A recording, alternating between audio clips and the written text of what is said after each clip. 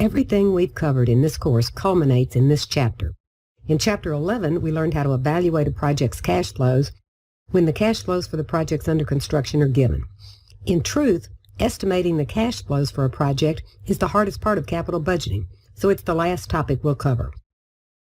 In this first part of Chapter 12, we'll cover how to estimate a project's cash flows and which cash flows are relevant to our analysis. Part A topics include determining which cash flows are relevant, how to handle depreciation, which is non-cash but relevant due to the impact on taxes and net income, and how to handle salvage values. At a very basic level, we're concerned with a firm's cash flows with the new project minus its cash flows without the project, the incremental cash flows generated by the project. Relevant cash flows. Changes in net working capital are relevant. Typically, at the beginning of any project, there's an investment in inventory or material or spare parts, which is a use of cash, but is partly offset by a spontaneous increase in accounts payable. Interest and dividends are not relevant. The assumption is that all projects are funded by the same mix of debt and equity as the firm, which is reflected in the weighted average cost of capital. To charge a project with interest or dividend expense would be double counting. Sunk costs are not relevant. Any expenses already incurred or committed are not relevant. For example, a pilot study done last year is not relevant to today's decision. Opportunity costs are relevant. Opportunity costs are the cost of an option not taken. These usually involve a physical asset, a plot of land that the firm owns that could be used for this project or sold. It's not free. The project should be charged with the next best thing that could be done with it, what we could receive by selling it. Externalities and cannibalism are relevant. Firms frequently build on a successful product with extensions to the line. The Big Bertha may lead to a bigger Bertha, which may take sales away from the original. This loss of revenue is a cost to the project. Externalities can be positive. Tax effects are relevant. Taxes are paid in cash and must be considered. Though depreciation is a non-cash expense, it affects income, so it impacts taxes, which are cash, so we need to understand how it works. The simplest method is straight line, where the value of an asset minus its salvage value is depreciated over a number of years equally. Firms can, and some do, use this method for reporting to shareholders, but they must use the modified accelerated cost recovery system for tax reporting. Modified accelerated cost recovery depreciates all assets to zero without any consideration for salvage value. Assets are assigned by the IRS to a class defining the recovery period in years. A half-year convention is applied so that all assets are assumed to be placed in service mid-year the first year. This leads to a 3-year asset being depreciated over 4 years. Under modified accelerated, the depreciation basis includes the cost of the asset plus any shipping cost and any installation expenses, the cost to put the asset in service. Based on new tax laws, firms are able to take the expense of an asset off the first year, which we'll see in our example. Since modified accelerated depreciates an asset to a zero value, when the asset is sold at the end of a project, there are tax implications. The net salvage cash flow is the cash received for selling the asset minus any taxes paid. You're taxed on the difference between the selling price and the book value. This equation is not in your textbook, but leads to the correct end-of-project net salvage cash flow. The selling price is greater than book value, then you pay tax on the gain. If the selling price is less than book value, you recover tax on the loss. Let's walk through a sample proposed project and see how all the pieces fit together. First, the given data. Equipment needed will cost $280,000. The cost to ship and install is included. This is where the $280,000 depreciable basis comes from. The new project will require an increase in inventory of $25,000, a use of cash. Accounts payable is expected to increase by $5,000, a source of cash. So the net change in net working capital, 25 minus 5, 20,000. Expected results, new sales of 100,000 units a year at $2 a unit. Variable cost will be 60% of sales revenue. The project will last for 4 years. The equipment will be depreciated based on the new tax law with the expense taken in the first year. The equipment is expected to be worth $25,000 at the end of the project. The tax rate is 25%, cost of capital 10%. Note that the project has a definite, finite life, 4 years. In capital budgeting, regardless if the project is expected to go on forever, it has a life. The assumption is that at the end of the project, all equipment purchased will be sold for salvage. In addition, inventories and accounts receivable will go back to pre-project levels. Thus, the change in net working capital will be recovered.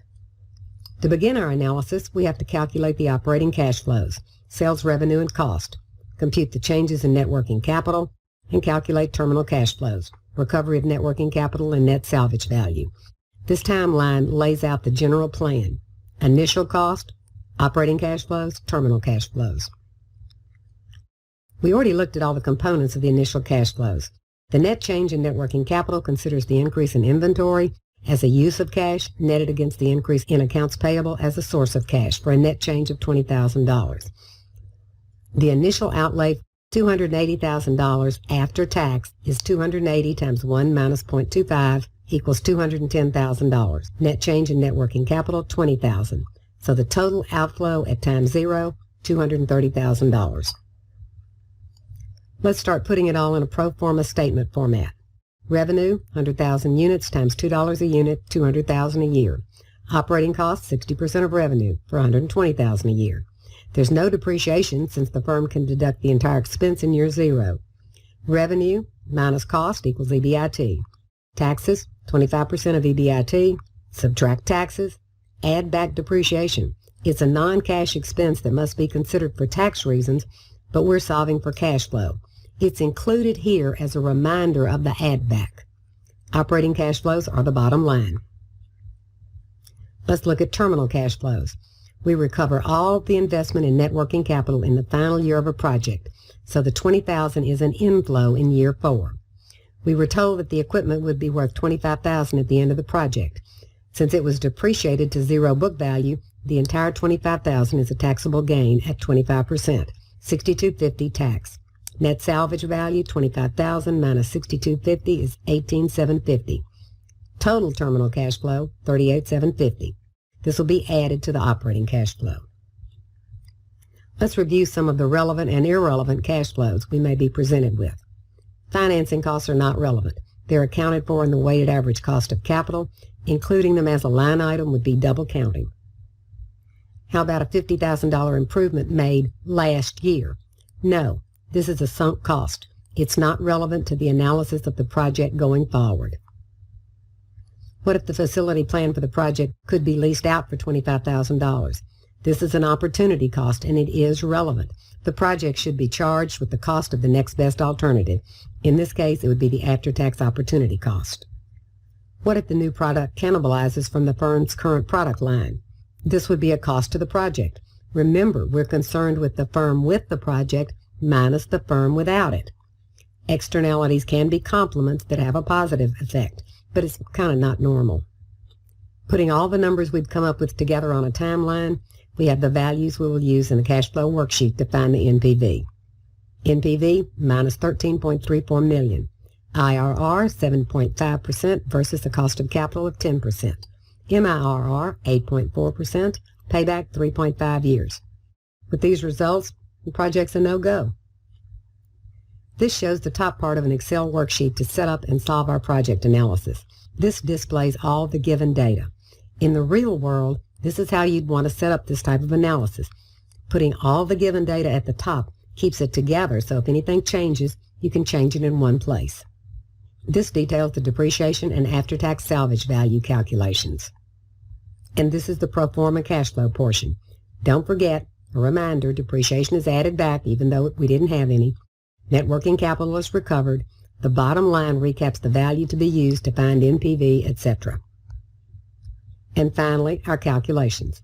NPV, IRR, MIRR are all Excel functions, shown to the right of the values. Payback and discounted payback can be found in Excel using logical if statements as shown at the bottom. This shows the whole worksheet with the various sections highlighted. All background data at the top. Note the red line. Everything below the red line, except the depreciation percentages, should be picked up from or calculated from something above the red line. Next comes depreciation, after-tax salvage value, pro forma cash flow, and finally the Excel functions. The Excel example is posted with this lesson for a closer review. A couple of final topics in this section of Chapter 12. First, replacement projects. If this were a replacement project, as in replacing a piece of equipment, the analysis would change. Old equipment is sold, new purchase. Inflows and outflows with tax effects. You'd lose the salvage value of the old equipment, opportunity cost of the replacement. Depreciation would change. Lose the old, gain the new. Incremental cash flows would change. A replacement project is very common, yet more complex than a straightforward new investment. For that reason, we work to understand the general concept of capital budgeting using a new project first, leaving replacement analysis for later lessons. Going back to our project pro forma, what if we expect inflation to increase by 5% every year of the project? This will bias the NPV downward since the cash flows, as originally estimated, do not consider inflation. But the cost of capital is based on nominal rates and does include inflation, so the NPV will be biased downward, not a result we want. So we need to build inflation into our forecasts. To demonstrate further, looking at the basic NPV equation, cash flows in the numerator are real, no inflation, yet the weighted average cost of capital in the denominator is based on nominal rates with inflation included. Nominal rates are bigger than real rates. The result? A downward biased NPV. There are two ways to adjust for inflation in a pro forma analysis. Adjust the discount rate to remove inflation. This sounds like the easiest approach, adjust one variable. But it implicitly assumes that inflation affects all line items the same, and it doesn't. If we had depreciation each year, for example, it wouldn't be affected. The better approach is to make adjustments on a line item basis. Let's make a 5% adjustment to our project cash flows. Revenues and operating costs increase by 5% each year. The result is an inflation-adjusted NPV of a positive $10 million, a huge difference from the negative $13.34 million without the inflation adjustment. Here's the inflation-adjusted pro forma in Excel. This is the second tab in the exhibit posted with Chapter 12, Part A. This ends the first part of Chapter 12. In the second part of Chapter 12, we'll end with risk analysis.